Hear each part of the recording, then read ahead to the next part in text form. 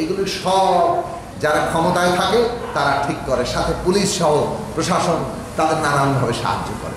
এটা হচ্ছে একটা প্রাইভেট ম্যানেজমেন্ট সিস্টেম। তার মানে আপনি ট্যাক্স দেন জনগণ সরকারকে, আবার আরেকভাবে ট্যাক্স বেসরকারি ট্যাক্স দেন কাকে? সরকারি দলকে।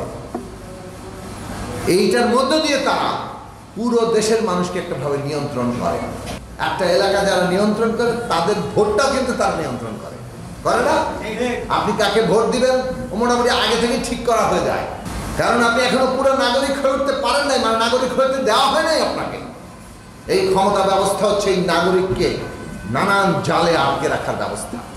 ফলে আমাদের নতুন রাজনৈতিক বন্দোবস্ত মানে হচ্ছে প্রত্যেককে নাগরিক মর্যাদায় প্রতিষ্ঠিত করা, প্রত্যেকের অধিকার প্রতিষ্ঠা করা।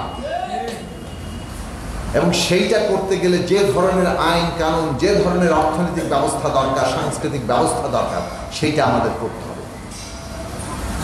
সেটা করতে গেলে সবার আগে দরকার যারা ক্ষমতায় যাবে সেই ক্ষমতা জবাবদিহি করে কিনা।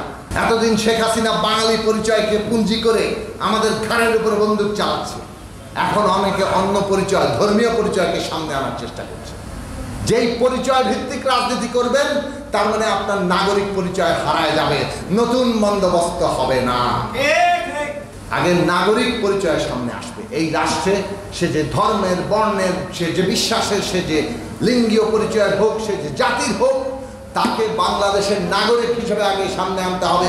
এবং তার মধ্যে দিয়ে আমরা একটা গণসংস্কৃতির উদ্বোধন করতে পারবো।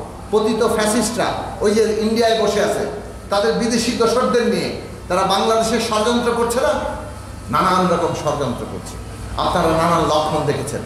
আমরা গোপালগঞ্জে তাদের আবার মাথাচাড়া দেওয়ার একটা চেষ্টা দেখেছি, কিংবা আমরা বিভিন্নভাবে নানা দিক থেকে সবকিছু অকেজো করে দিয়ে ষড়যন্ত্র করার নানা ধরনের মিথ্যা প্রোপাগান্ডা তারা ফেসবুকে ছড়ানোর নানা তৎপরতা দেখছি। এইসব তৎপরতা কিন্তু চলতেই থাকবে। এইগুলো যদি আমরা মোকাবেলা করতে হয়, অভ্যুত্থানকে যদি আমাদের রক্ষা করতে হয়, তাহলে আমাদের ন্যূনতম ঐকমত্য রক্ষা করে গণতান্ত্রিক ব্যবস্থাটা একটা উত্তরণে নিয়ে যেতে হবে। বাংলাদেশের আসল রোগ এই রাষ্ট্রের কাঠামোর মধ্যে। এই রাষ্ট্রটাই এমন যে ক্ষমতায় গেলে পুরো রাষ্ট্রটাকে পকেটে ভরে জনগণের উপর একটা ত্রাসের রাজত্ব কায়েম করা সম্ভব হয়। এই রাষ্ট্র ব্যবস্থাটা বদলাতে হবে। এই যে চিরস্থায়ী বন্দোবস্ত করতে পারে, এই রাজনৈতিক বন্দোবস্ত বদলাতে হবে। পুরাতন এই রাজনৈতিক বন্দোবস্ত হচ্ছে ফ্যাসিবাদী, স্বৈরাচারী। এইটা বদলে বাংলাদেশের নতুন গণতান্ত্রিক রাজনৈতিক বন্দোবস্ত তৈরি করতে হবে। বাংলাদেশের প্রত্যেকটি মানুষের অধিকার মর্যাদা রাষ্ট্র নিশ্চিত করতে হবে।